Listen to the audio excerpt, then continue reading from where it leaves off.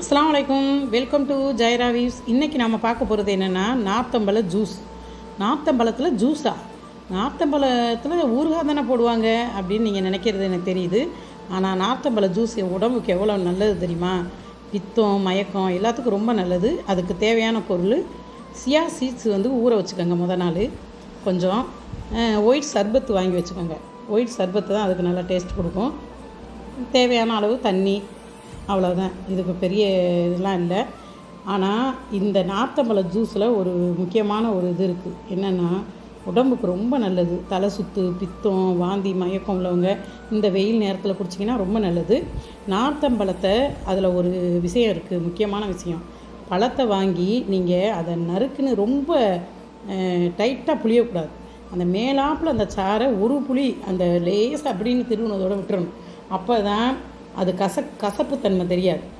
அந்த சாறு மட்டும்தான் நமக்கு, ஜூஸ் மட்டும்தான் கிடைக்கணும். ரொம்ப நறுக்கு நம்ம எலுமிச்சை பழத்தை புளிகிற மாதிரியோ அல்லது ஆரஞ்சு புளிகிற மாதிரியோ நம்ம புளியக்கூடாது. லைட்டாக அப்படின்னு ஒரு புளி புளிஞ்சதோடு விட்டுறணும். இந்த நார்த்தம்பழம் உடம்புக்கு அவ்வளோ ஒரு நல்லது. அது சில நேரத்தில் பழங்களாக கிடைக்கும், சில நேரத்தில் பழங்கமாக கிடைக்காது. அந்த நேரத்தில் நீங்கள் என்ன பண்ணுங்கள், காயை வாங்கி நல்ல முத்துன காயாக வாங்கி ஒரு 2 நாள் போட்டிங்கன்னா ஒரு கொலகொலப்பு தன்மை வந்துடும். பழுத்த மாதிரி அந்த மாதிரி பழம் மாதிரி வந்துடும். அப்போது நீங்கள் இந்த நார்த்தம்பழம் காயாக இருந்தாலும் சரி, பழமாக இருந்தாலும் சரி, இது உடம்புக்கு ரொம்ப ரொம்ப நல்லது.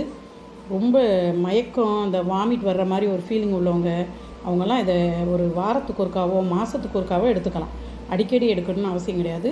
நம்ம கிடைக்கிற நேரம் இப்போ சீசன் டைம் கிடைக்கிது. ஊறுகாய்க்கு மட்டும் யூஸ் பண்ணாமல், ஊறுகாய்ங்கிறது நல்ல விஷயம் கிடையாது. ஆனால் இந்த பழ ஜூஸ் ரொம்ப நல்ல விஷயம். அதனால் இந்த மாதிரி ட்ரை பண்ணி பாருங்கள். செம்மையாக இருக்கும், டேஸ்ட்டாக இருக்கும், உடம்புக்கு ரொம்ப ரொம்ப நல்லது.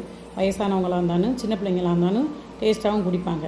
இப்போ நம்ம இந்த ஜூஸை புழிஞ்சிட்டு அந்த சியா சீட்ஸ் ஊற வச்சதுனால அதில் சும்மா 1/2 ஸ்பூன் டேஸ்ட்டுக்கு போட்டு ஒயிட் சர்பத்தை கலந்து நமக்கு தேவையான அளவு நீங்கள் தண்ணி மிக்ஸ் பண்ணிக்கோங்க. தண்ணி நல்லா மிக்ஸ் பண்ணிவிட்டு கலந்து விட்டுருங்க.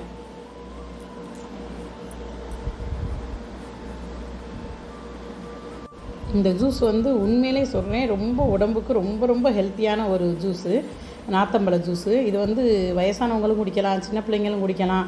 ரொம்ப பெனிஃபிட்டான ஹெல்த்தியான ஒரு ஜூஸு. நல்லாயிருக்கும், டேஸ்ட்டாகவும் இருக்கும். தேவைப்படுறவங்க ஐஸ் கூப் போட்டு சாப்பிட்டோம்னா செம்மையாக ரொம்ப ஜில்லுன்னு ஒரு நார்த்தம்பழ ஜூஸ் ரெடி. அவ்வளோதான்.